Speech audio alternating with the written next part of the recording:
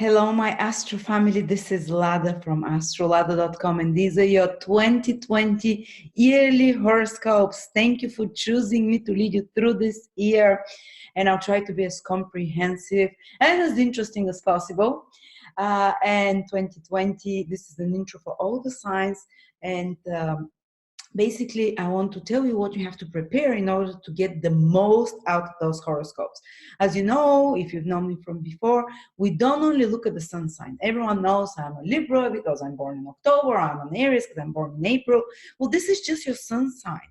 But actually, there are way more personal signs, those of the ascendant, which change every 2.5 hours, and those of your moon sign, which changes every 2.5 days. So I would like you to check your 2020 horoscope, starting with the ascendant sign, the moon sign, and then the sun sign. They are basically, all those horoscopes are good for the 3 signs.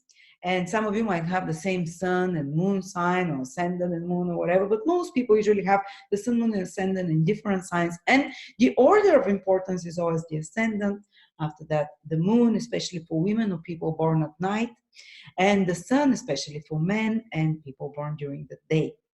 So, how do you find out what your ascendant, sun, and moon is? Very easy. You need to know your time of birth.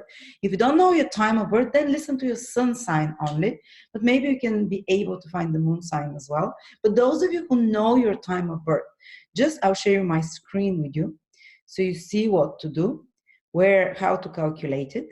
You just need to go to my website, astrolada.com, and go to this here, to the free birth chart and transits. And then enter your details here. Oops, waiting for it to load up. So write your name, I'll write mine, but I'll put some other, I'm not gonna put my details.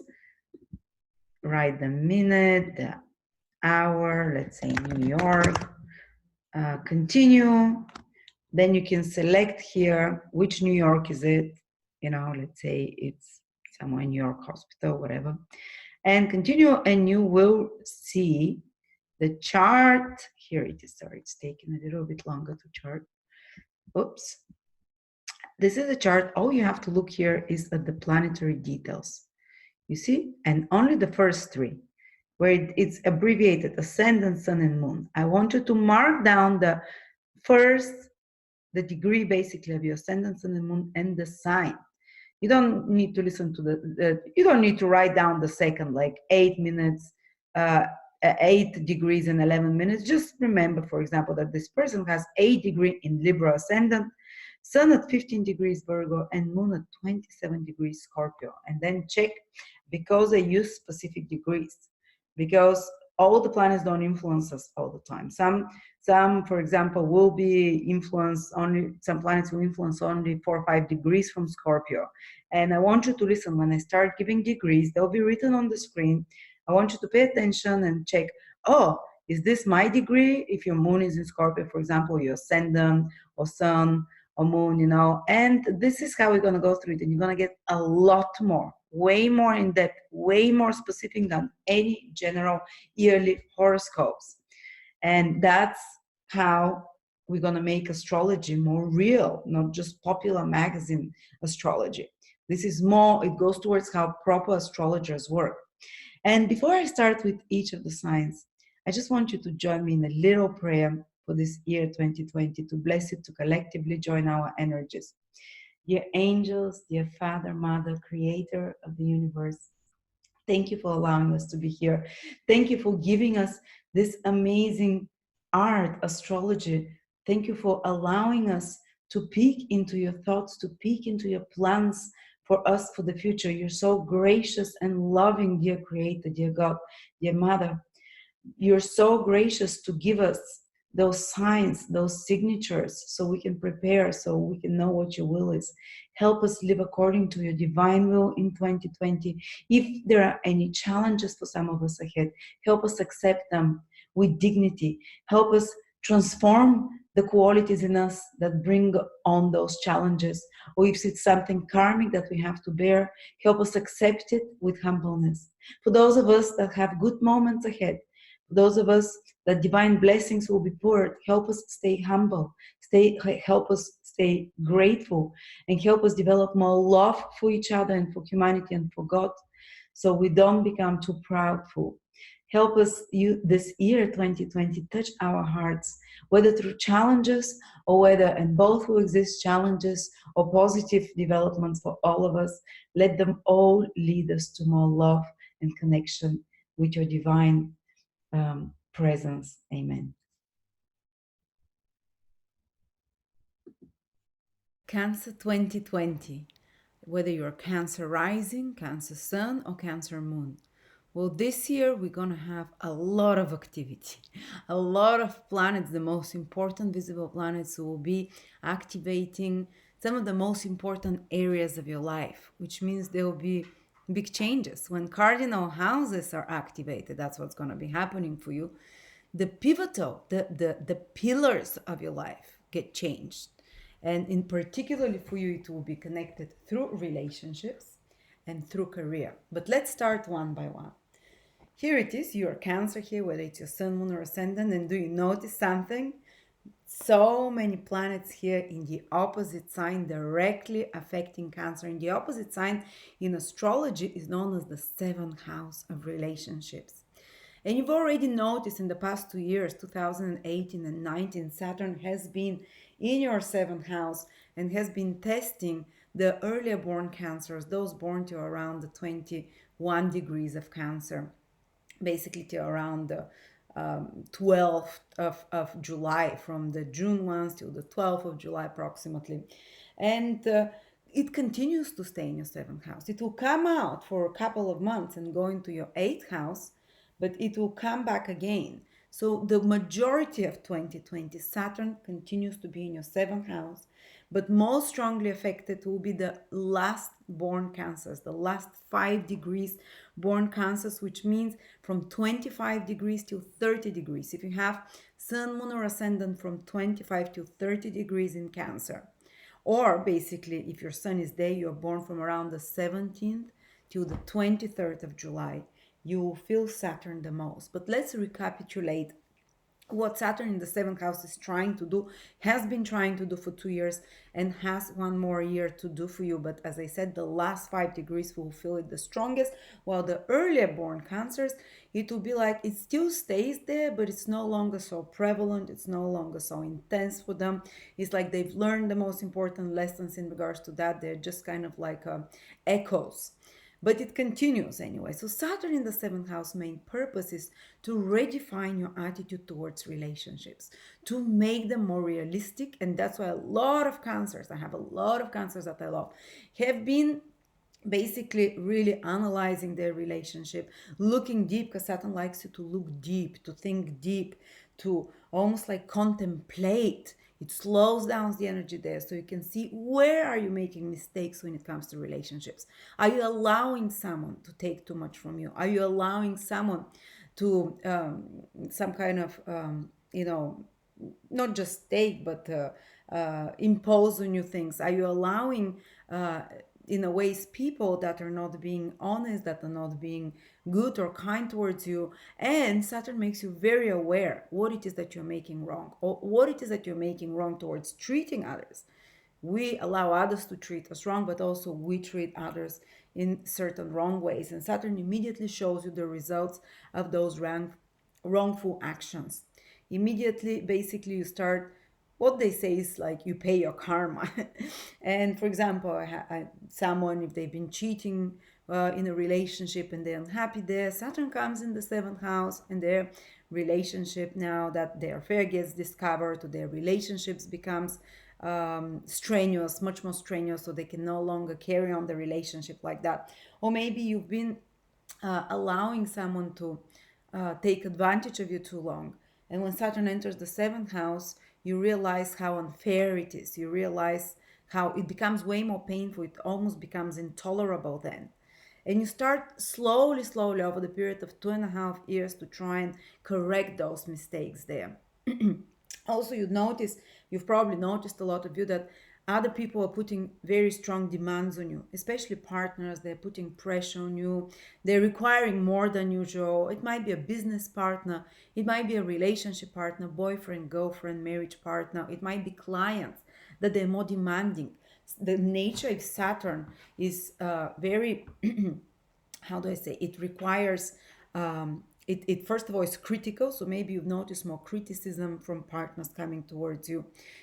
For example, when I had Saturn transiting the seventh from my sun sign, my partner then was very strict towards me, was giving me tasks to do, was writing them on the wall what I have to do, and was pushing me to work harder and to build more Saturnian principles. So there might be someone present in your life, and that has been present for 2 years, so that appears now in your life, who puts demands, restrictions, holds you to higher quality than normal. They usually be more than normal demanding, more than normal critical, but they're doing it for good. The universe sends you that person because they're trying to give birth to you to those qualities of responsibility, accountability, hard work, more serious, responsible approach to life generally.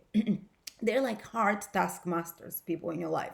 Maybe your life partner became more demanding, or maybe another way it can play out is that we become more demanding towards others, our requirements towards our partners when Saturn is in the seventh house. I've noticed a lot of cancers, they have no longer patience for bullshit, and they're becoming stricter with their partners because the seventh house is either how we treat others or how others treat us. It can play out both ways. Either if you're the one that is more easygoing, whatever, you attract such partners, so your partner turns into that figure, or your clients or people around you that are important for you, or if you and they put more pressure on you, they require more quality rather than quantity from you, or you become like that. Saturn here is trying to teach you to appreciate and to focus on quality when it comes to relationships and not quantity. And Saturn wants to show you what it is you don't like. Saturn is the planet that negates. So you often, well, Saturn is in the seventh house, become very strongly aware of what it is that you don't like in a partner, what it is that you don't like in a business partnership, or what it is that you cannot tolerate, and you slowly remove it and you work to restructure those relationships. Another way, for example, my husband is Cancer, and for him it happened in 2018, Saturn opposition. It continues to be in his seventh house from the sun, but it's way lesser now in influence. It's usually when it's in the exact opposite aspect. So what happened then is that I became the partner.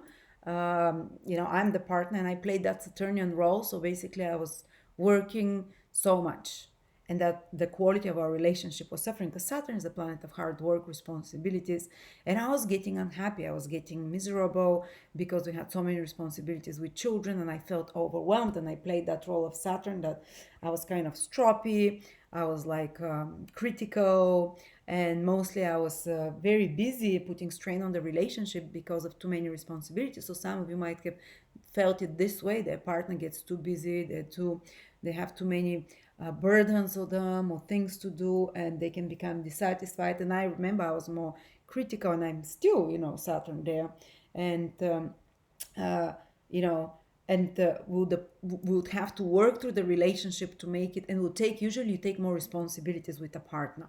When you're in a good partnership, when Saturn enters the seventh house, you take on more things together, maybe some work project, maybe for us it was children, extra responsibility and work. You can do some contract together with a partner, marriage or life partner, when Saturn is in the seventh house. For example, buy something together to solidify further, because another quality of Saturn is to to uh, to engage you in further commitment in some legal way, in some way, whether through buying property together, whether to taking on some extra responsibility together. So that's what, it can there are different ways it can play out. They can be, it's very innocent way, like the partner is very busy. Another way it can be that the partner is very critical, you become more critical, and you become aware of what you don't really want in a partnership and start working on that. Another way it can be, in extreme cases, is that you get locked up because Saturn locks you up in a situation that is kind of not very tolerable, in a relationship that you're not fully happy, but you can't still break off from it, because Saturn As I said, it slows down things, and you feel a lot of dissatisfaction. So usually it's like more karmic relationship that comes into your life when Saturn transits the seventh house, and that carry more responsibility or heaviness. And it might be harder when Saturn is in the seventh house too, and it has been for the last 2 years, to access more relaxing time through a partner. But there it's for a reason. Now other people, your partners, they are the hard taskmasters in their life. They teach you the value of hard work, they teach you responsibility, and you also demand the same from your partners, and accountability as well.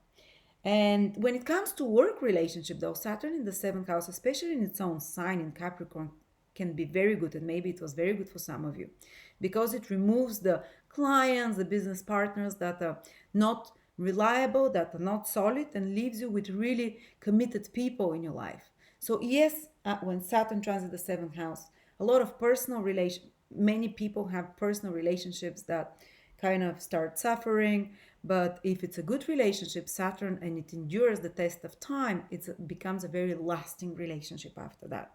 But during the Saturn state there, we might feel a bit disappointed, or we can feel the burden from it. But eventually, by the time Saturn moves out of the seventh house, if you're with the right relationships, personal, business, contracts, the right contractual relationships, you'd have further commitment, and you'd have a more streamlined relationship. And usually Saturn tests a relationship through responsibilities or difficulties when it's in the seventh house.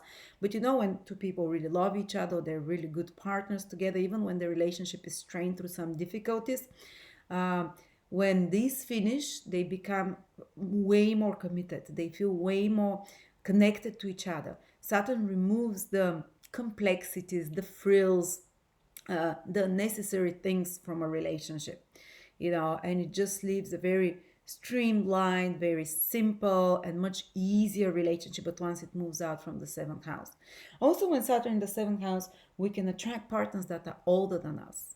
I can't tell you how many people I know, cancers, who've had partnerships that are 7 years or more younger or older than them. There's some age difference. Saturn is the planet of age difference.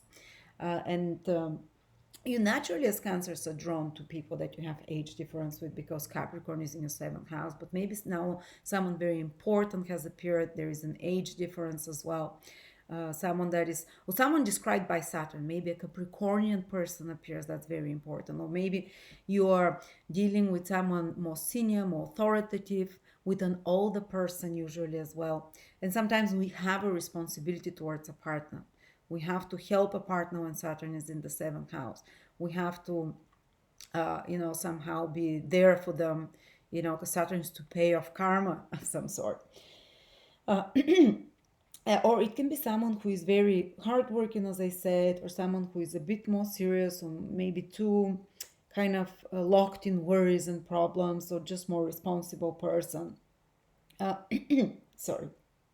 But as a whole, there might have been some certain dissatisfactions in relationships, but that's a slow process, and it's taken you a lot of self introspection, analysis, what it is that is wrong, what it is, how to make your relationship more simple, more honest, how to remove the complications, the lies. Saturn, you know, we modern astrologers want to say, oh, every planet does good thing. Yes, it does, but Saturn does it in a hard way. If you've been dishonest with someone, or if you've been not fully forthcoming with someone, those issues become more serious when Saturn is in the seventh house, and you decide either to become more responsible, more accountable, or you basically can suffer the consequences of those actions, and the same of partners of yours towards you. And you become less compromising with Saturn is in the seventh house when it comes to others and how you are with them.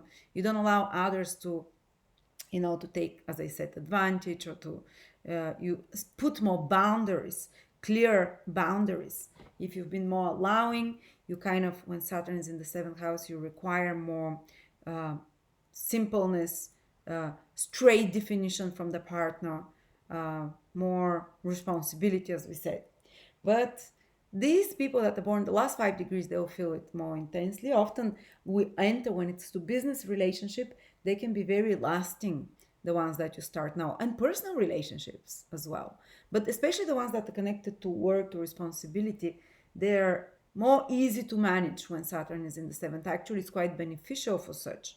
You can create a lot of contacts. Seventh house is other people that are with responsible, business-minded people. So that's fantastic time. It continues to be for business relationships, a more serious relationship that again are based on responsibility together, on personal accountability with each other.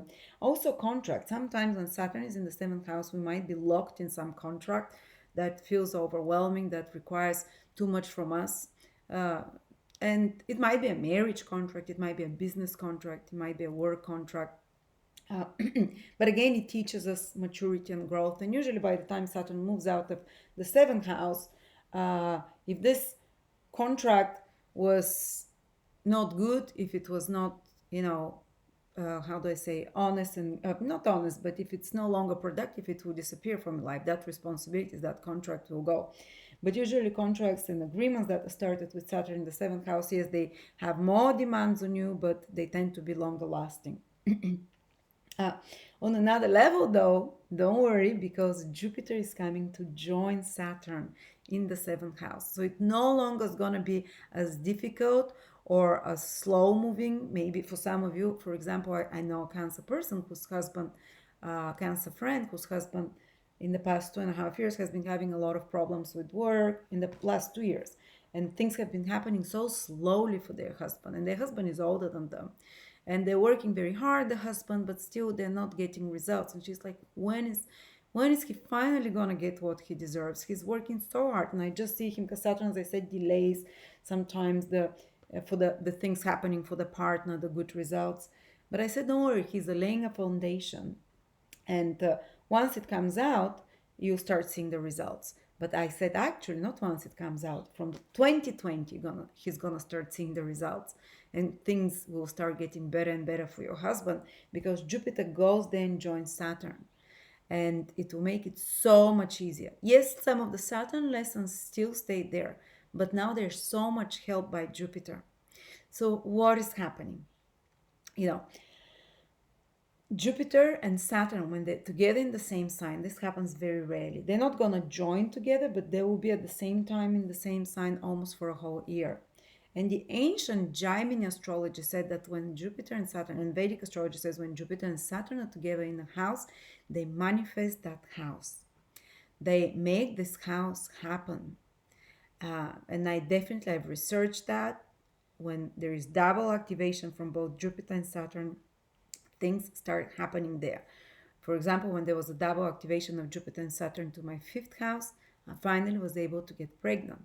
And within the same year, they double activated it, that house. But for you, it's going to be relationships. So now, first of all, relationships start becoming easier from 2020.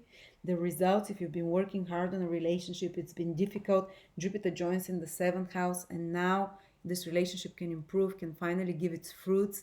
You can take it to the next level. Even during Saturn in the seventh house, people can get married because marriage is a contract.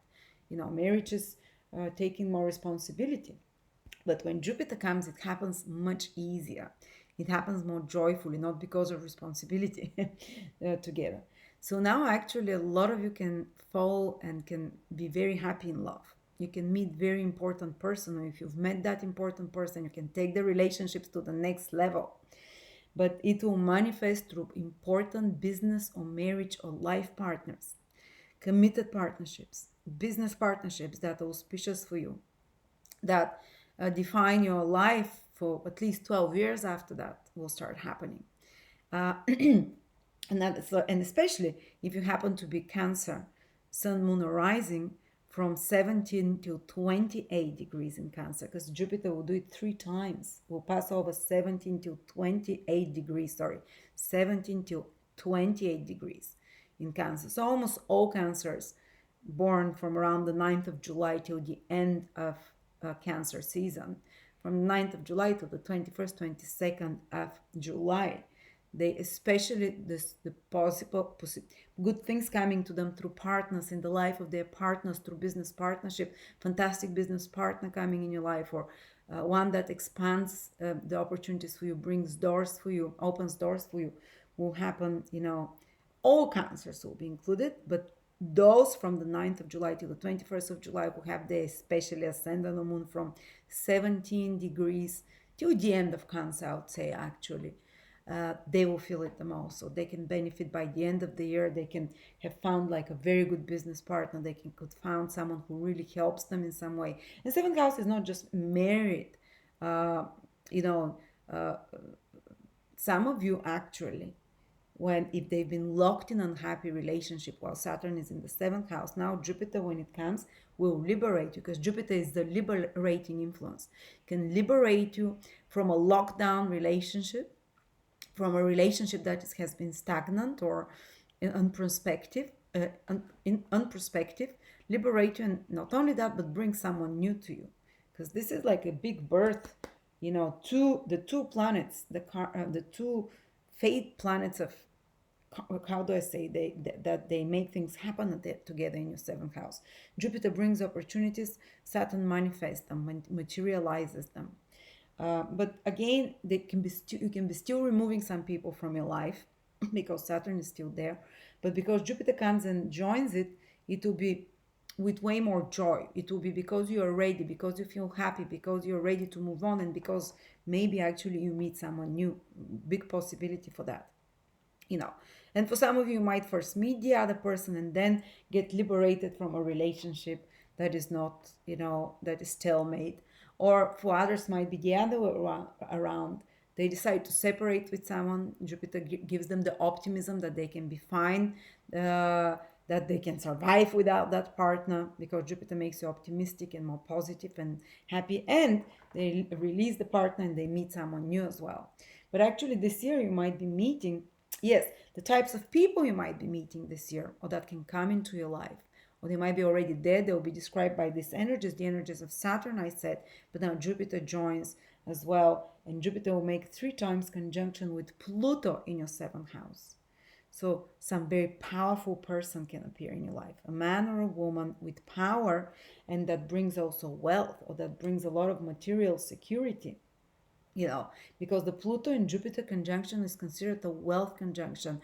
And we can, they say you've seen it in the horoscopes of millionaires and stuff, but I would say also it can be wealth of knowledge, it can be wealth of psychic powers, it can be wealth of healing powers, it can be a very sexual relationship as well with Pluto there. Very tantric relationship that creates healing, and Jupiter expands the energy of Pluto. It will be a powerful person, powerful killer in your life, a powerful person actually, like someone with big resources as well, but who can also bring a big psychic energy to you that can rejuvenate you, can re-enliven you, because for the last 2 years Saturn instead has been kind of drying out the zone of relationships for you, or making it testing, and has been almost making you feel like you're kind of not so much suffocating, but you're drying out when it comes to relationships.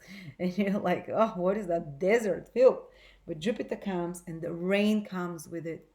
And with Pluto there, it will be intense, transformative, life transforming, because Jupiter is life transforming and healing in some way, some big healing release. And by the way, you've been having also the South Node there in the past year and a half.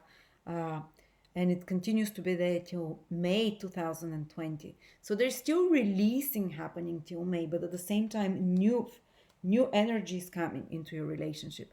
Like a revival of a relationship, like a breath of fresh air with this Jupiter, rejuvenation, transformation with Pluto. But you're releasing old patterns. You continue to releasing old patterns of old relationship or old attachments when it comes to relationships. And then by May, the South Node will move out of your 7th house, so no more losses when it comes to relationships. No more sacrifices as well, because the South Node requires sacrifices sometimes. It makes us a bit confused, because the South Node is the dragon's tail. It doesn't have a head, so wherever it goes, we're a bit ambivalent, we're not sure, we're confused, we're disappointed, we can be a bit apathetic or detached, or it's not always like that, but that's one. Oh, you could have just attracted a more spiritual person. But by May, the South Node moves out of the 7th house, and now it stays this beautiful Jupiter only. For one period, even Saturn comes out of your 7th house from the start of the spring, March 21st, till July, so for 2.5 months approximately. So it gives you a taste of what it will feel like to have Saturn in the eighth house, which will be full speed from the end of the year, from the middle of December. So the whole 2021 and the whole 2022, Saturn will be in your eighth house, and that will bring a different set of area that you have to focus on and that you have to mature about, which will be more like mutual finances, redistributing more responsibly the resources that you have mutually with a partner or business partner, or investments, um, taking care of finances, taking care of insurances, inheritances. And also, when Saturn is in the eighth house, we burn off old karma. And it's kind of, but I don't want to go too much into it because you're not going to feel it much, Cancers this year. It's just for a month and a half, and it's gonna be, we're gonna focus on it more next year because you barely get to feel it at all. It's mostly in the seventh house, as I said, but also Jupiter is bringing these fantastic opportunities there. Also, for example, I had someone who met someone who had Jupiter in the seventh house. They met a fantastic business partner that opened doors for them, that created so many opportunities for them. So if you're interested in business more than personal relationship, those start, taking you to a next level, to a higher level, to a better level, and everything there starts improving. Business deals, more clients, you can reach out more large audiences and people.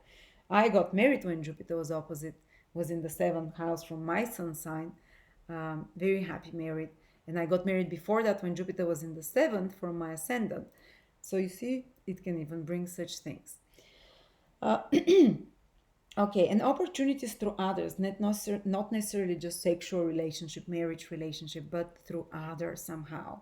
You can make that contract, you can find that partner, you can rely on others to connect with, so, and something good can happen in the life of your partner. They start rising up, they get in a better mood, they have help from somewhere, they open doors for you as well.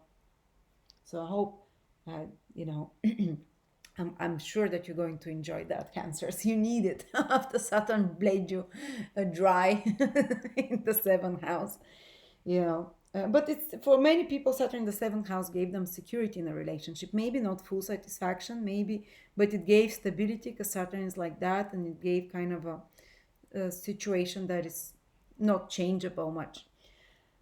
But Jupiter there will make things exciting in a positive way next year. Another big thing that is happening is Mars. Mars. Oh, let's focus on the south node. I told you that it's moving, and it's always opposite the north node. And north node was in your first house for a year and a half. It continues to be till May, and the south node in your seventh house. And if you watch the last year videos, I speak that it was all about, there was a big focus that you need to develop your own interest, to start doing your own thing when Rahu is in the first house, to break taboos a little bit as well, to even to change your physical appearance in some way, to be more experimental, but at the same time release old relationship patterns or let go of relationship. But now from May 2020, for a year and a half to almost the end of 2021, Rahu moves to your 12th house while Ketu moves to his sixth house. What does it mean? Well, I'm just having still this so I can speak from experience. It's first of all, Ketu in the seventh house, Ketu in the sixth house means that you will release, because Ketu is to release something, to let go of something, some work. Maybe some of you will leave a work, they'll feel dissatisfaction or disconnection starting from May onwards from a work of some employment, especially if you're working for someone or from certain aspect of their work, that they would basically will feel disconnected from it. Ketu is kind of disconnected. They would feel like they lose the passion there. It's time to release it, to let it go. So there can be changes in regards to your work, to employment. If you have employees, someone that works for you, that is below you, say you're the boss or you're the manager and they're below you, you might have to release such people because of Ketu, their or attachment to such people can be leaving, or workmates might be leaving. You might be disconnecting relationship with a workmate, with someone, you know, uh, because they go somewhere, or because you leave a job yourself, or they leave a job, or for example, if you're someone who hires employees, you might find it hard actually to find the right employees that are very dedicated. You might notice that you're finding employees that are a bit disconnected, that are a bit, in their own head, which is keto, that are more spiritual.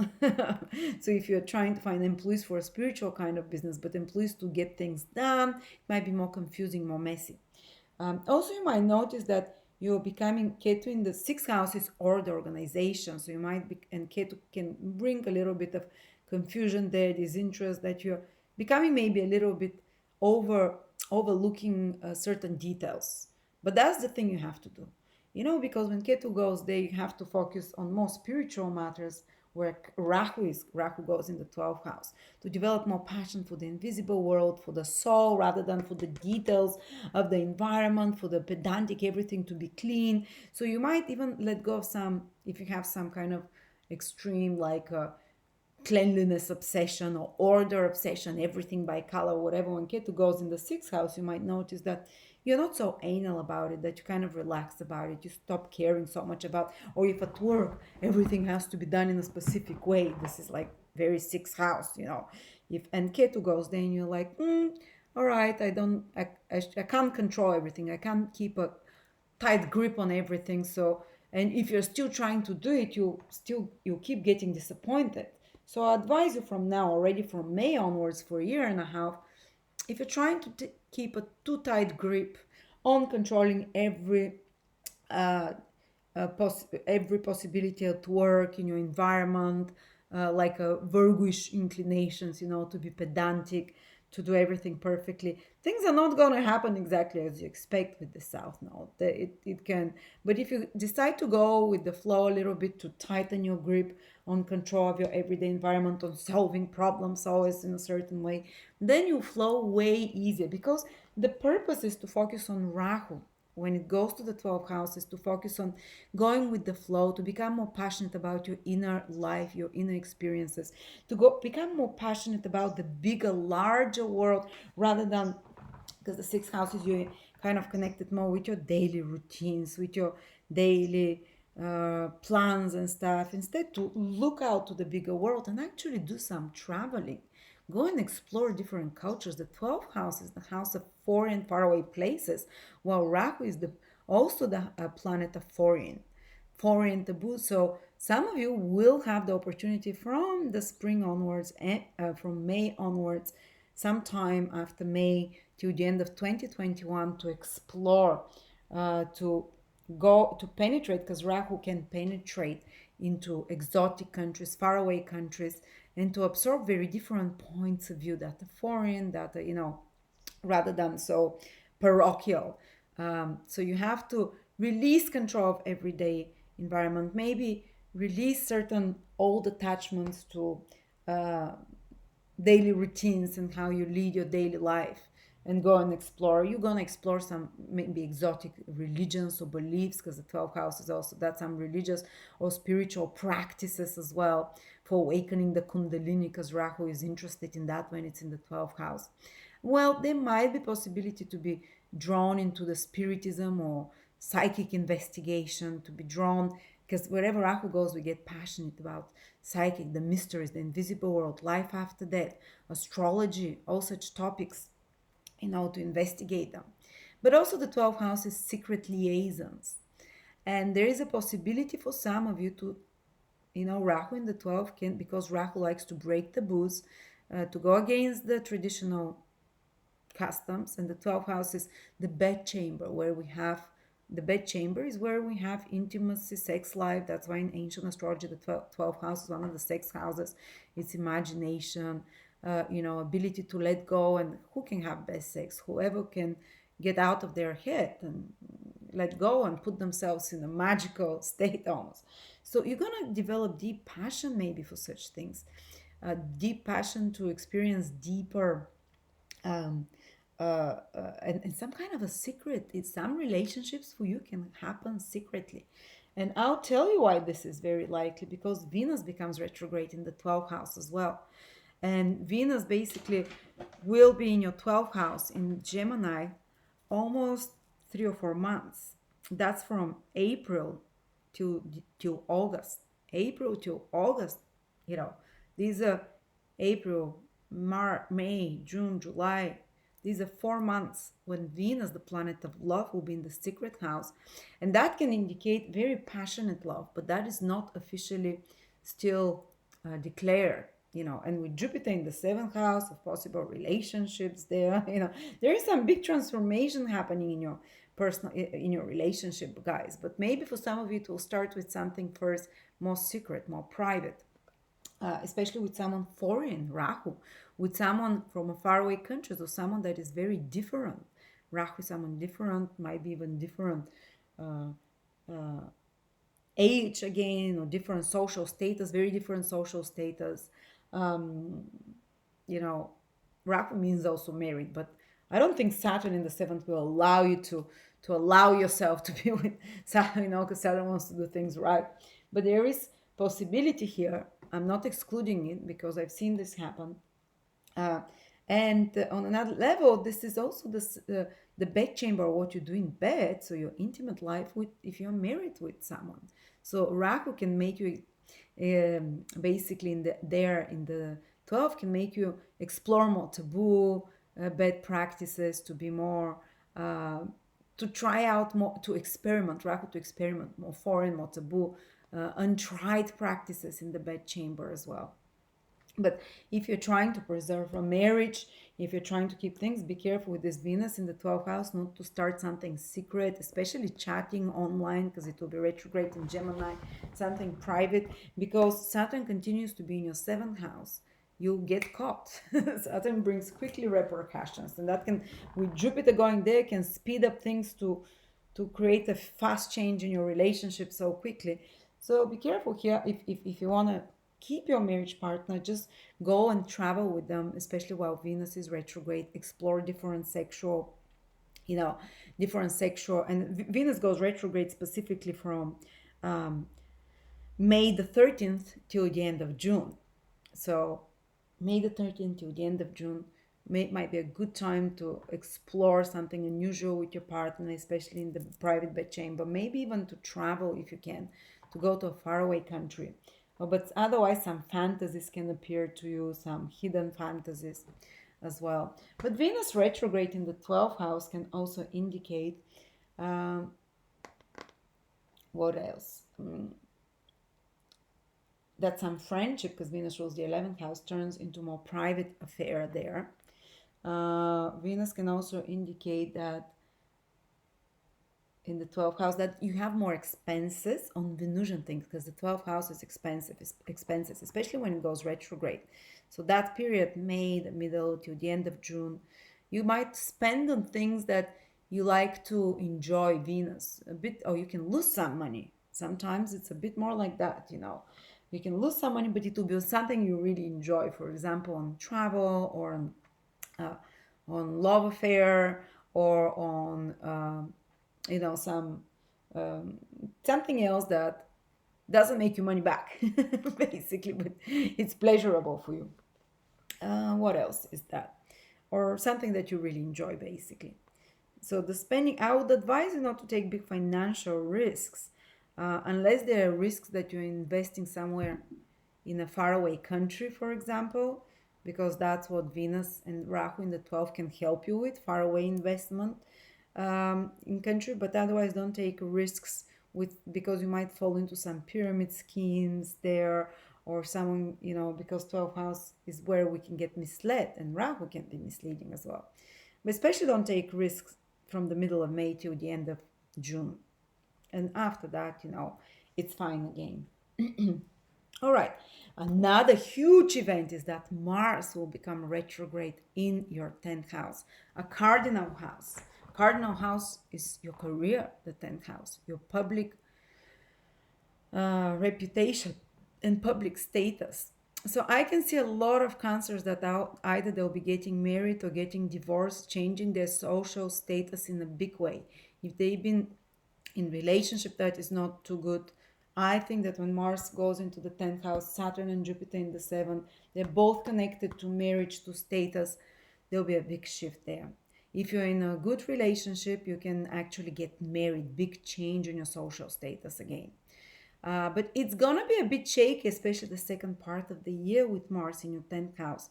And especially from November, let me see when Mars goes retrograde. From September the 9th till November, till the middle of November. So September the 9th till the middle of November, Mars will be retrograde from 15 to 28 degrees. So if you're Cancer, Sun, Moon, or Rising from 15, with Sun, Moon, or Ascendant, from 15 to 28 degrees in Cancer, you will feel this Mars retrograde very powerfully. This means that if your Sun is there, you're born from around the 7th till the 21st of July. Mars will square your planets or ascendant or Sun or Moon in Cancer from the 10th house. Let's go and decipher that. All other cancers will feel it while it's in the 10th house, but those particular that I gave the dates, stay on point, especially the retrograde. But the whole period starts from August when Mars first enters Aries and continues to the end of the year. Yes, from the start of August to the end of the year, actually from the 25th of July, the themes of Mars in your 10th house will be prevalent.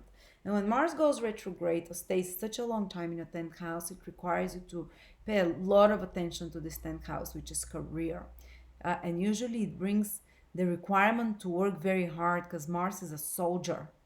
So almost like a soldier like in a career. Maybe again will require you to burn the midnight oil somehow, especially the retrograde period when it comes to your career. Some of you September till November might be having very busy work projects or career project. The boss might, especially more kind of driven, active boss, might put pressure on you. In worst case scenarios, there can be some altercations with authority figures, with bosses, with father figures that are being very pushy, that are trying to. The goal is to push you in a new direction, to force you to do more, to make you to break through an old pattern because it's coming through Aries. Aries is an innovator. They're trying to push out of your comfort zone. And as we know, Cancer kind of likes their comfort.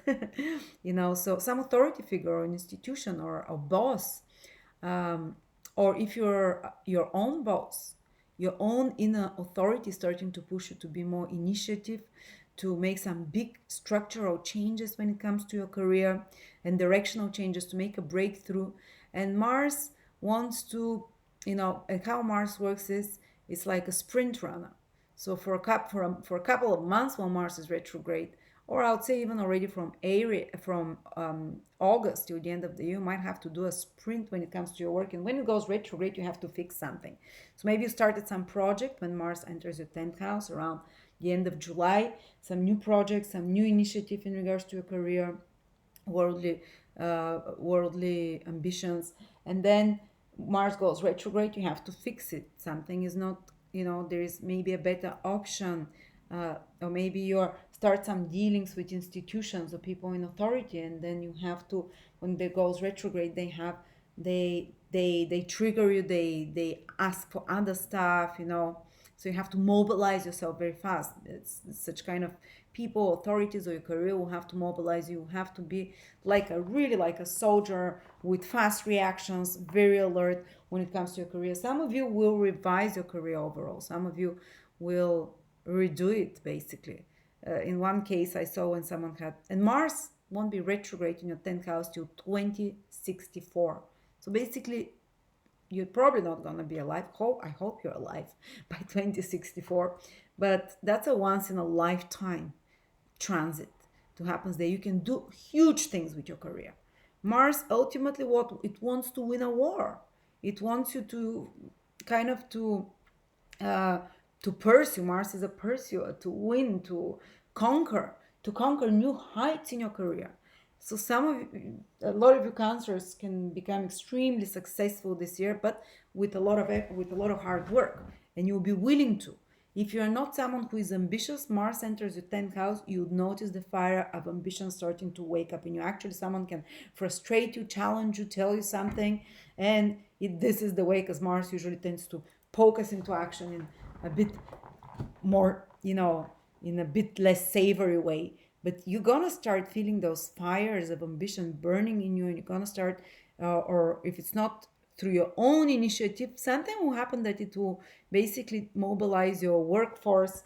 The 10th house is our deeds, our worldly actions, and it will, you put a lot of your energies into achieving something, into winning something, into getting to some peak. So you'll be climbing peaks, and and the force is in you. Unless you're starting a fight with some authority, if you go in an institution, then the power is in them.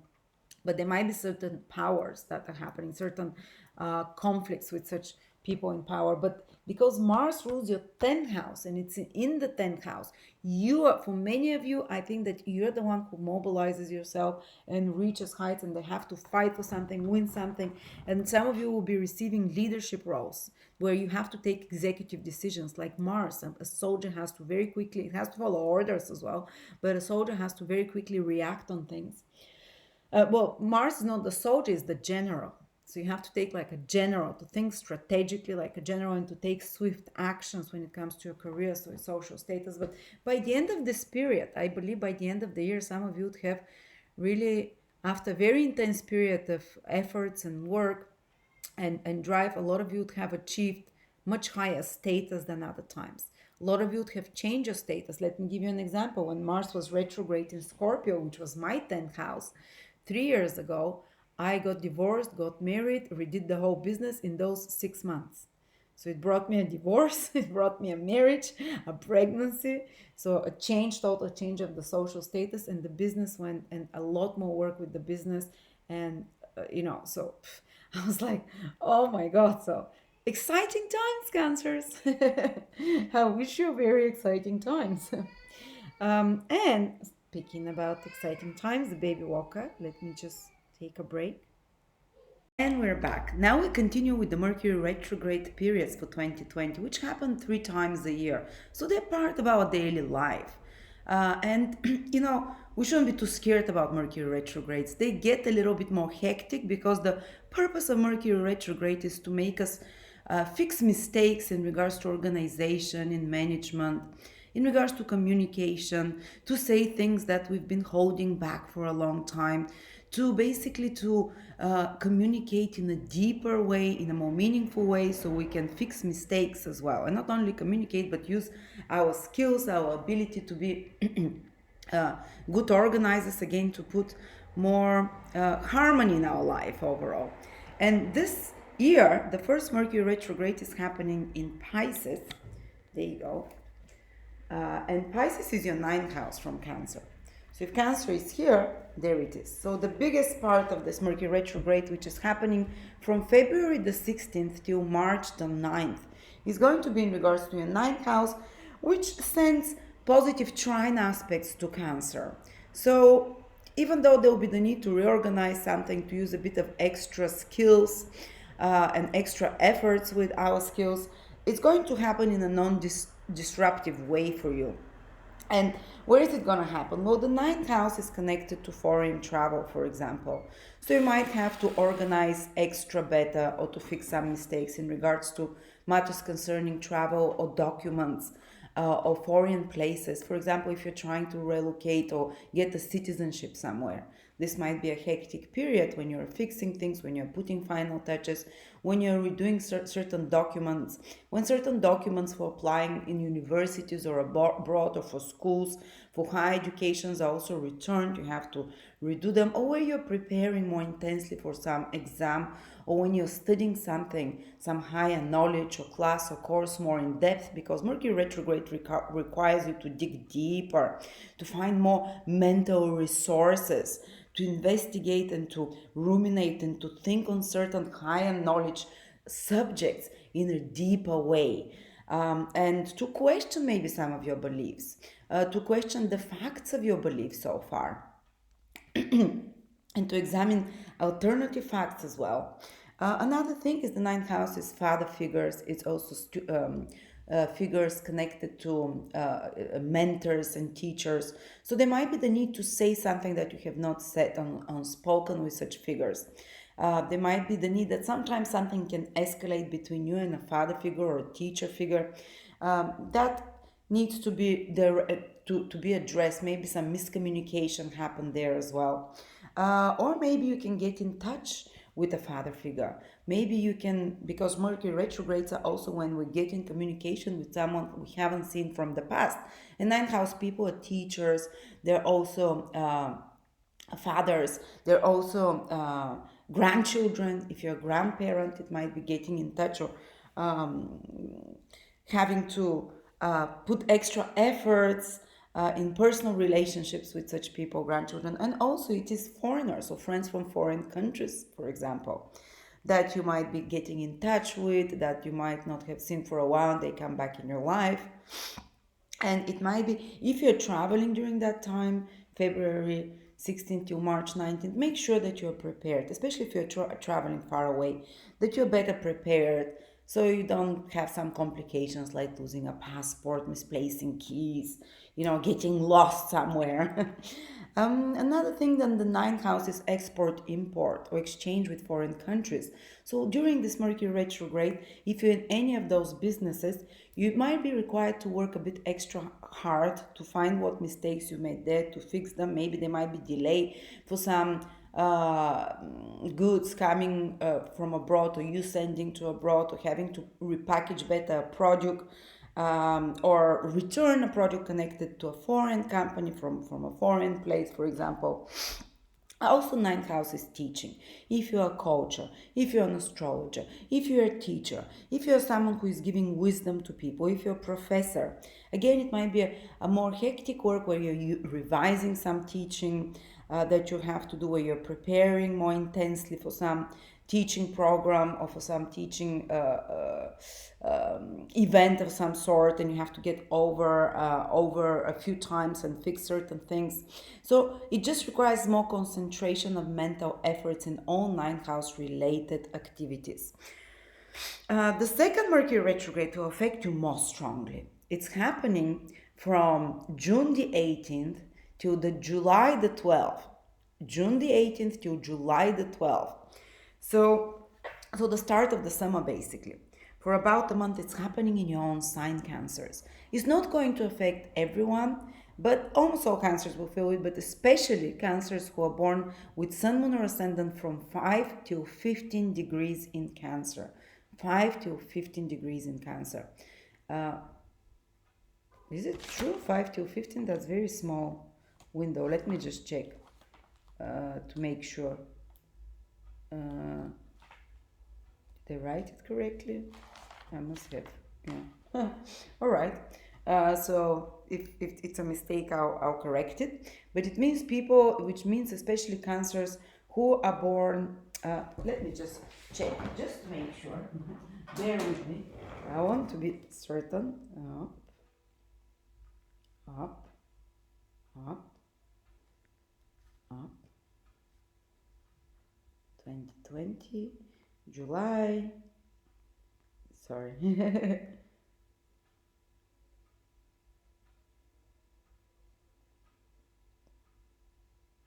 It gets to 14 and yeah, 5 to 15 only, right? 10 degrees. Goes retrograde at 15 degrees, 14 gets directed 5 degrees. All right, so I was correct then. 5 to 15 degrees in Cancer, so it means these are Cancers that are born, give me a second here, from the 26th of June till the 7th or 8th of July, approximately this period, 26th of June, maybe a day before as well, 25th of June till the 8th of July. Well, now you'll feel this more intensely because it's right on your Sun, Moon, or Ascendant. And let's generally see for all Cancers what it requires when Mercury goes retrograde in your sign. It requires you to use extra of your skills to fix something again, to reorganize something, especially about your whole overall life. So that can have a way more pivotal consequences for you. There might be the need to reorganize on many levels. Because it's Cancer, it might be to do with your home, especially if it's your mundane Cancer, with your home affairs, with your place of living, with your family.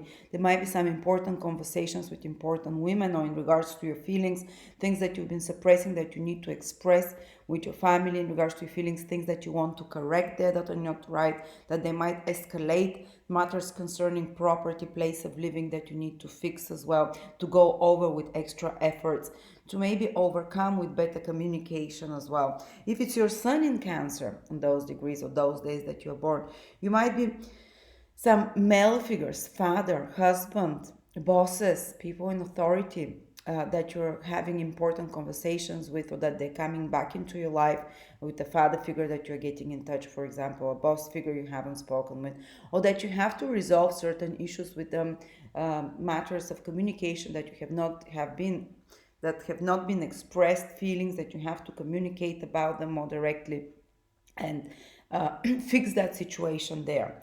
It can be also getting in touch with male figures from the past, or to get a resolution, a conclusion. Or the Sun is also your work, it's your career, it's your goals. Some of you might be revising your goals and having to work extra hard and use their skills, Mercury skills, and ability to organize, to manage, to correct, to edit in regards to some goal of yours. So maybe you notice that something in your career, in some plan of yours, is not perfect as it is, so you decide to redo it, to redesign it, to reconfigure your attitude towards yourself. So you're using your skills, abilities to do that. Maybe at your work you might be returned certain project, or you might be working extra hard at a certain project, because the Sun is connected to all work basically as well, to all worldly ability, to what we can give to the world. um, Also, often I've noticed when Mercury goes retrograde in the sign of the Sun or the Ascendant, a person is required to use a lot of their skills. For example, they work on some mercurial project around that time very hectically. Something administrative, something connected to writing reports, to speaking, to editing, to organizing events, to management, to marketing, to advertising. They have to revise a campaign of any of those sort, redo it a few times, put a lot of, or maybe they're working, collaborating in a small groups of people, because Mercury rules again that, and you have to use a lot of your communication abilities, a lot of meetings. And if you have business, whenever Mercury goes retrograde, if you're someone who have their own business, these are the times when the most hectic, when the most often very productive as well, but when you feel a bit more stressed because things don't go, they might be a bit delayed, they don't go exactly to how you're expecting it, but only because there is a better option. There is a better option to organize it, to plan it, and that's why these things are kind of held back, or uh, uh, um, return back to your attention, so you can perfect them, make them better. Um, so yes, there can be some stresses during that time. There can be a revision of deeper introspection again about the direction of your life for some of you, and such. All right, and then the last Mercury retrograde is happening in your, let's do it like that, in your fifth house. Fifth house here in Scorpio. The biggest part is in Scorpio, a little bit is in Libra, but very small part, about 4 degrees, and it's happening from October the 13th till November the 3rd. October the 13th till November the 3rd, and it's happening in the first 13 degrees of Scorpio. So this is your fifth house. Again, it's making a trine to Scorpio. It's not going to be so disruptive, but what is it asking from you? To use more of your skills and ability, for example, on a creative project, to redo it a few times. The fifth house is, for example, you're working on something, a website, or you're working on some business plan, something that it's your own idea that you've created on your own. It doesn't have to be art necessarily, but it can be. And Mercury goes retrograde, and you're like, I need to do some fixes here. It's not exactly according to my vision and inspiration, or you discover some bugs there and you have to fix them. Fifth house is also a relationship with children. So there might be reconnection with a child, or students of yours, or fans of yours that you haven't been in touch with, because fifth house rules all of those. There can be re-examination of your relationship with a child as well.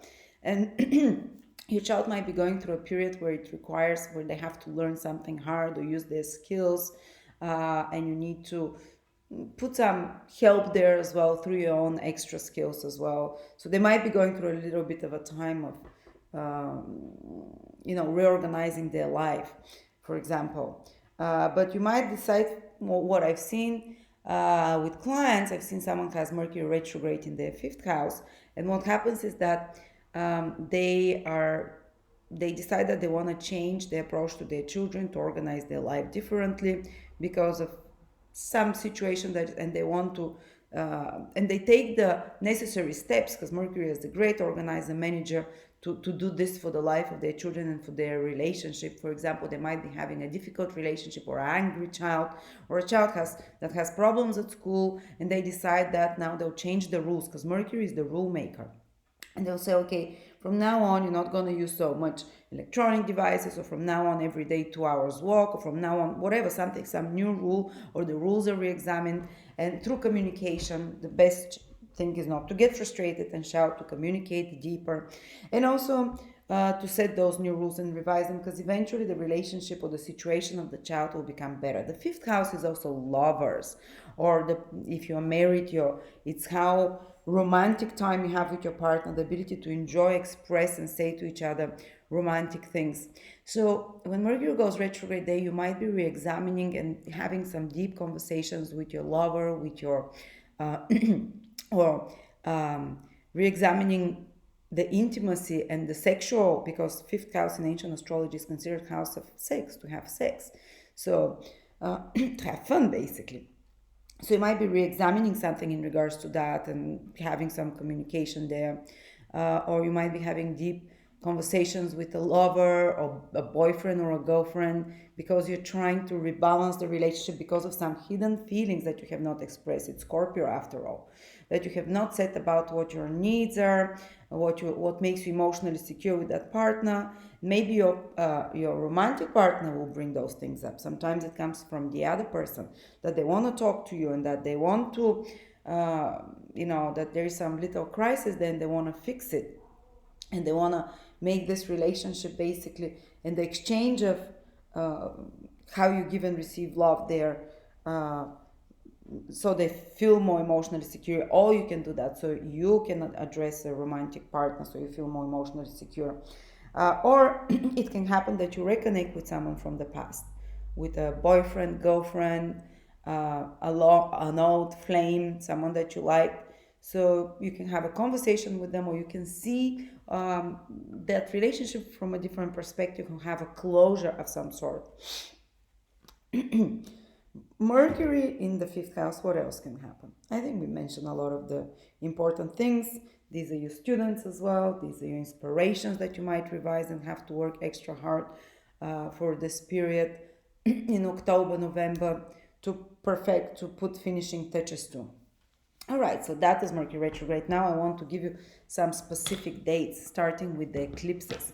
Now this is not for all cancers. The second part of this yearly horoscope is going to concern only small groups of cancers, and I'll give you the degrees. So listen carefully. There are a couple of three lunar eclipses actually that are going to affect you. The first ones, they continue to happen in Cancer and Capricorn. So the first one is happening on January the 10th, which means that you can feel it the month before that, and you can feel it very strongly maybe a month or two after January, so up till March probably. And it's happening at 20 degrees Cancer. 20 degrees Cancer means if you have your sun, moon, or ascendant at 20-degree Cancer for an eclipse, it has to be within 3 degrees. So if you have from 17 to 23 degrees in Cancer, sun, moon, or ascendant, this eclipse, you will feel it, this lunar eclipse. It means that if you're born around from the 10th to around the 14th of July, the lunar eclipse affects you very strongly. It's happening in your first house. It's a lunar eclipse. The moon will be there on January the 10th. And so this can be a life-changing fated event for people born then. It can be some kind of completion and conclusion of a chapter in their life, which also involves a partner because the sun is in the seventh house. And it can involve, but it's with the Rahu, lunar eclipse with Rahu. So it's more in the Western world, we like Rahu because it tends to give us things more in the material point of view. So there might be you're concluding something, but you receive something from it. You uh, somehow you receive some material results from it, and sorry about that. So you shouldn't be so afraid from that lunar eclipse. But for a lot of you, it can be some kind of a big, especially if it's on the sun, for example, you might be concluding some big career project or some important relationship with a male figure, father figure. Also be careful when there is eclipses on your sun, moon, or ascendant, no matter if they're north node or south node ones, the health is a bit weak. I had eclipses this winter and I was sick for a few months with colds and stuff. So the immune system weakens around eclipses because this is a time of more fated events, of change, of psychological, physical, material change. So for a lot of you might be the end of a certain big chapter, and which requires completions, conclusions, but you see results from those. If it's the sun, it might be connected to career, to your goals, that you can implement a big goal that you've been wanting, for example. If it's the sun, it might be important male figure that is fated that appears in your life. It might be a boss, it might be a boyfriend, a husband, a fated one, you know. Maybe even connected to, uh, for example, my husband had solar eclipse in Cancer this year on his sun, and I was like, what is going to happen? I mean, like, and it was solar eclipse, which was new beginnings. Now, like, is that for you? Are you gonna be not well or whatever? Well, the son is the dad. His dad called us in a few days and said that he's getting married, he's looking for a house, he's selling his businesses. So, bam, bam, bam, big fated life events happen in the life of the father. So, solar eclipse does not necessarily affect you always. It might be male figures, unless if it's your ascendant day in Cancer. If it's your moon, it might be your mom or big changes in your family that are happening. Maybe you might gain a house within this period. Maybe you might relocate to a new place. Maybe you might gain a new member of family. When I had lunar eclipses with Rahu on my moon, I got pregnant twice. Maybe a big shift is happening in your family. Maybe a big shift is happening in the life of your mom. In extreme cases, it might be such a figure leaving your life. But very rarely this happens. If it's a solar lunar eclipse on your ascendant, there can be a big shift in your life. Now, the ascendant is you. So if your ascendant is around those degrees, then it can be very like some big new direction in life, some change in regards to and completion of a big chapter. But that gives you something as well.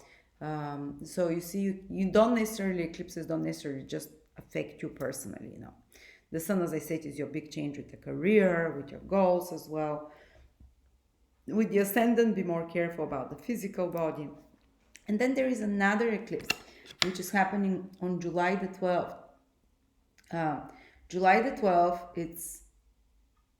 not July the 12th, solar eclipse at zero Cancer on June 21st. So on the first day of Cancer, zero Cancer, the first day of summer, there is an eclipse on people born in the first 3 degrees in Cancer. That would be basically people born 0, 1, and 2 degrees, 0, 1, and 2 degrees of Cancer will feel it, or up to 3, or people born on the 21st, 22nd, and 23rd of June, give or take a couple of days. So now solar eclipses are about powerful new beginnings. Powerful new beginnings that shift the layers for you in a strong way. So if it's your son, powerful new beginnings in career. I gave you the example with my husband, how his dad, being the son, got married, decided to get married. And it happens usually quite fast and quite surprising. It might be a brand new career. It might be a big shift in your career, like a boss leaving, a company changing. You know, it's the son, an important male figure, husband, for example, can be a new such one appear, some new phase of his life starts, for example. If the sun can also be you, your goals, your direction, your whole inspiration towards life. Some big shift can happen, that something new is introduced, like a new career, whatever, that changes the direction there. And again, it is with Rahu. So you gain something material. If it's your moon, again, with family, sudden relocation, sudden change in the family dynamics, family members, with your mom, for example, in your emotional world with emotional connection and bonds. A big change can happen, like a relationship. And I told you that when there is eclipses on the sun or moon or the ascendant, often it corresponds with fated years that indicate big shifts, like marriage, like birth of children, like relocations, like starting of new careers. And that can be only said depending on your personal horoscope. I cannot tell you for all of you generally what will happen. And then there is another eclipse which is happening in Capricorn in your seventh house. It's a lunar eclipse. It's a completion. Oh, it's with Ketu now though, and it's happening on the 5th of July for at 15 degrees Capricorn, which would mean Cancers that are born basically around the 3rd, 4th, 5th of July, or the 5th of July in particular, very strong. So the 5th, 4th, 5th, 6th of July, they'll feel it very strongly. Or if you have Sun, Moon, or Ascendant from around, sorry, it's 13 degrees Capricorn, from around 10 degrees to 15 degrees in Capricorn. So Cancers born from around the 2nd to around the 7th of July will feel it the strongest. Or if you have your ascendant on the moon from 10 to around 15 degrees in Cancer, Sun, Moon, or Ascendant.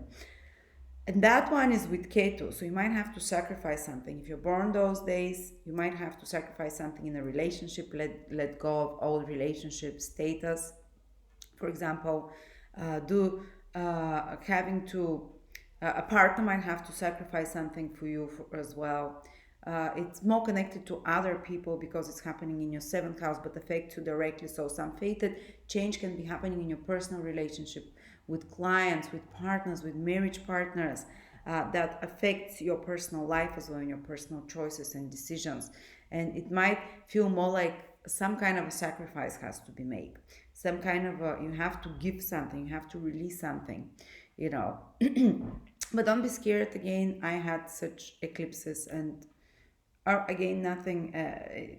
There are certain shifts, but again, they're always for the better. Like, so if you're born those three groups that I said, the eclipses can indicate big shifts in your life, whether they're lunar or solar. It's marriages, it's birth of children, it's sometimes death of people, very rare, but it is. It's big relocations, it's the things that are fated for you that you cannot escape. The things that, and it can feel a bit chaotic around the eclipse, but it always shifts you.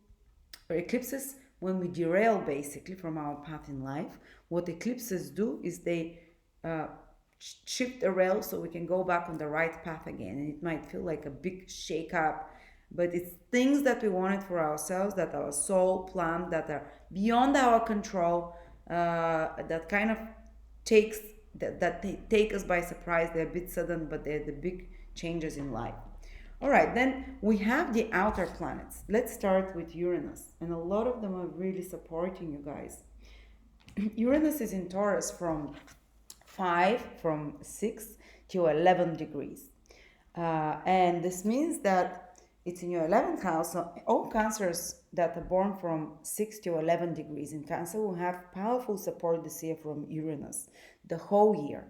So who are those? So if you have Sun, Moon, or Ascendant at 6 till 11 degrees, it means that if you're born Cancer Sun, you are born from 27th of June till the 3rd of July, approximately, give or take a day. 27th of June till the 3rd of July, very supportive influence from Uranus. Maybe from a friend will come, maybe some new exciting friends appear in your life because it's from the 11th house, that in a gentle sextile aspect, they open up new experiences for you, new worldviews, they make you more excited for changes, but these changes are not disruptive. These changes they feel welcome, like a breath of fresh air for you. And you see also you're going to have Jupiter in the 7th house, so somehow all Cancers will, but especially for you with Uranus combining here 6 to 11 degrees, you feel more excitable in a gentle way, in a helpful way.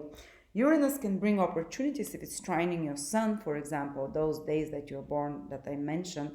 If it's sextiling, sorry, your sun, a new positive career opportunities that don't disrupt your reality. like improvement, implementation of new technologies, reaching of wider audiences because it comes from the 11th house, reaching of more new ideas to be more global, to reach different markets as well.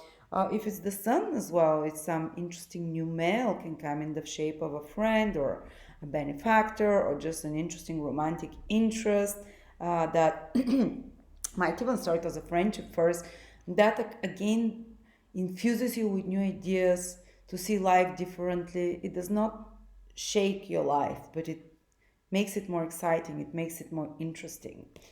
If it's your moon, it might be some positive changes that is around those degrees 6 to 11, and Uranus makes a sextile. Any changes to your home, place of living with family will be positive. They'll happen with ease, they won't be disruptive, but there will be some shifts there. And if you want to make any changes in regards to that, do it. Also, they can be positive emotional bonds with new friends, again, if it's your moon, positive emotional connections, maybe even romantically, that uplift you, that feel good, or if you're with your someone that you already love. It can be revivification in an exciting way with new interests with your partner, maybe. All right.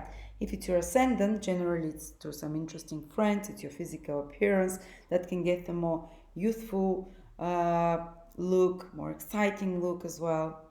But influx of new friends, new ideas, and Uranus, of course, is making trine if it's your ascendant to your seventh house. So, especially if it's your ascendant 6 to 11 degrees Cancer, Uranus can bring a new, exciting romantic relationship or business partnership that opens opportunity for new friendships, or if it's business partnership, for new markets and gains, basically.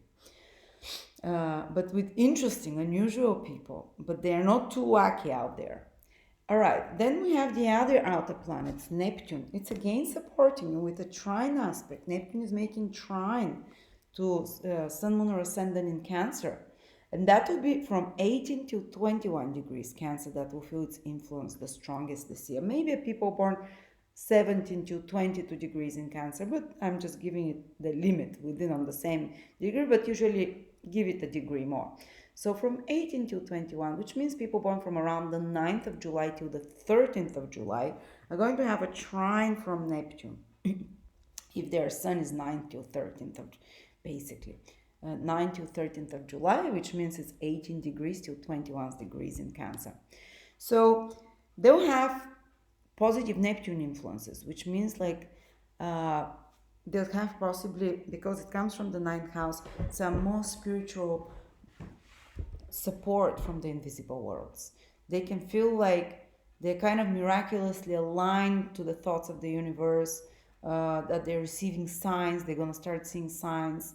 And those signs will often be very correct. They might even start having dreams or foresentiments, presentiments, because Neptune is a very psychic planet that enhances intuition, especially makes when it makes a trine, it allows you to have the right intuition. It allows you to kind of attune spiritually to more harmonious and correct and truthful information. So you can also discover some belief system that is very altruistic, very Neptunian. Belief system can becomes like more attuned to the fact that helping others, like the Christ, the Christian, the really first original Christian belief system of when you are hurt, turn the other cheek, non-resistance, non-violence, love your enemies, help those of need, go into the world and help others, or some very spiritual. You can start researching some spiritual topics, and you basically get a spiritual refinement during this time with maybe deep spiritual insights. But on the material level, it can indicate Neptune trining your sun, for example.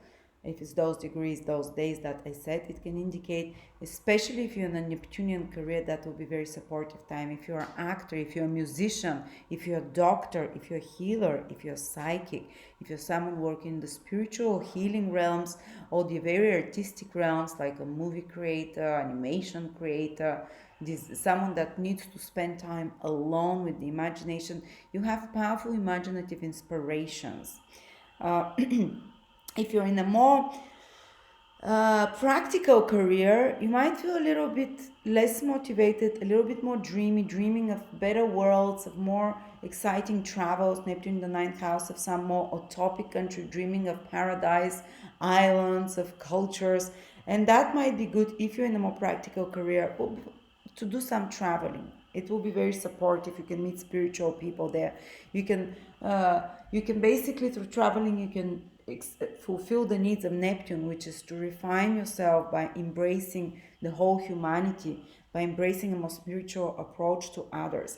Also, Neptune trine the Sun can bring a Neptunian male person in your life, or some Neptunian teacher of some sort that is forgiving, that is kind, that is a bit up there in the mystical, but some Neptunian male, a doctor, a Neptunian important person in your life, a healer, a spiritual teacher, a musician, artist.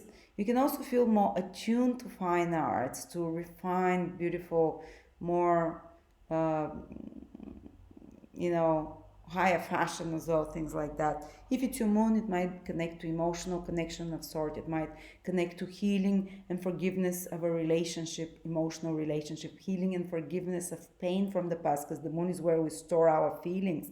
You can again receive more spiritual approach to life, a very strong intuition, which is usually quite correct. Some spiritual teacher in a female form, some female friend, or some friend that you build deep connection with that refines your soul as well, or some just very kind of when Neptune trines your uh, when Neptune trines your uh, moon, it can be also changes with your home and family and place of living. Again, in a more positive way, it might indicate some travels or relocation because Neptune is about moving, but it won't happen smoothly.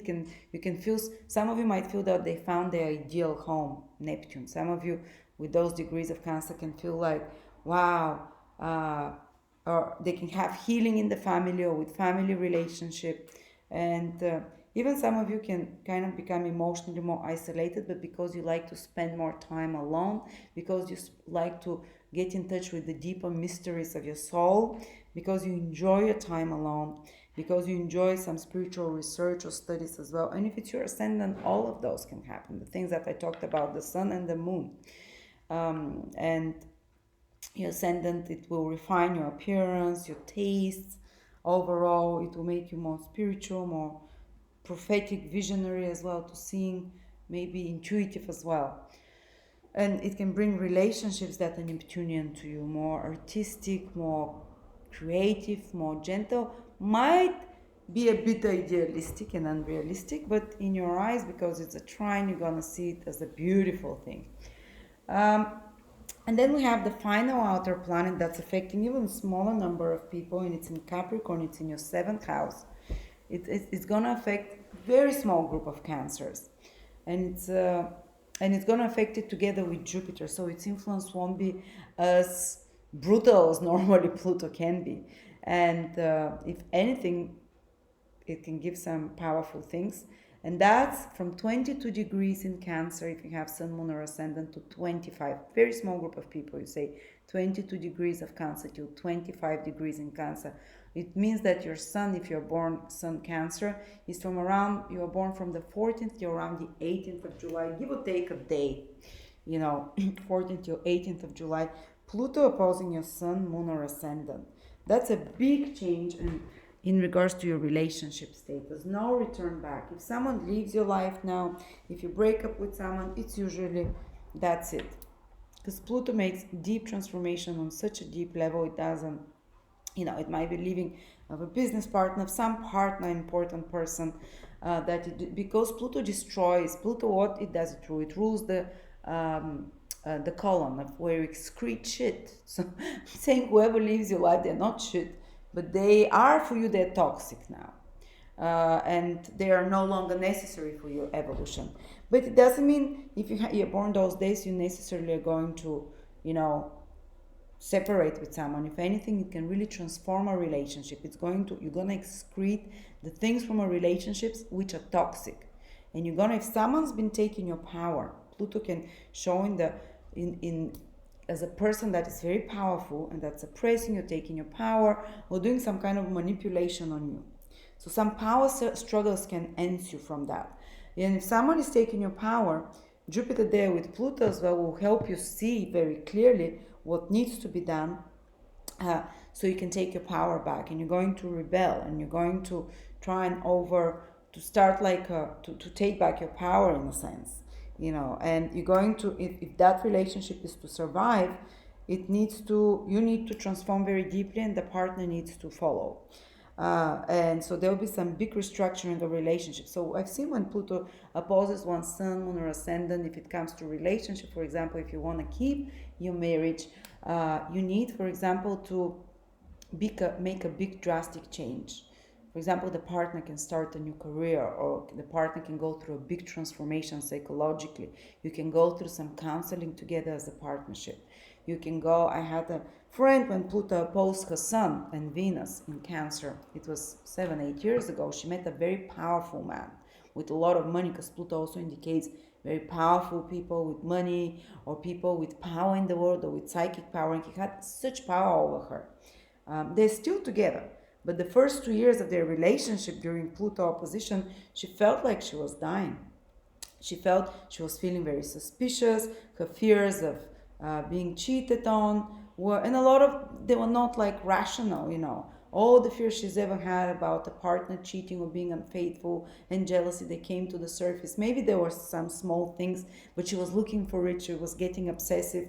So sometimes Pluto can throw us in such obsessive, extreme behaviors, because what Pluto does is it revives the old complexes from past lifetimes, all the fears and all the behaviors that we thought we're not capable of, that they actually parts of past lifetimes, they get awakened during Pluto transits, and they get awakened so you can confront them and realize that this is your shadow, is no longer part of you, and release them. So what she did is she stopped spying on her partner. She stopped during the Pluto transit. It's 2 years. So first she was breaking down, she was freaking out, she was getting jealous, she was going into power struggles with him, she was getting suspicious, checking him, spying on him, emails and everything. And of course, you can always find something that really throws you off.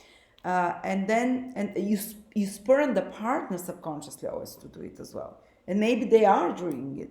But then she realized that this is a great person. He's willing to work. The partner started working on himself psychologically, Pluto. They started going to shamans, to healers, to counselors, and they wanted to keep that relationship. So they transformed it, and they had very transformational sexual experience, because Pluto is extremely intense. If you're at those degrees, you're going to have someone in your life that is that triggers your sexual buttons, that triggers your like obsessive desires almost.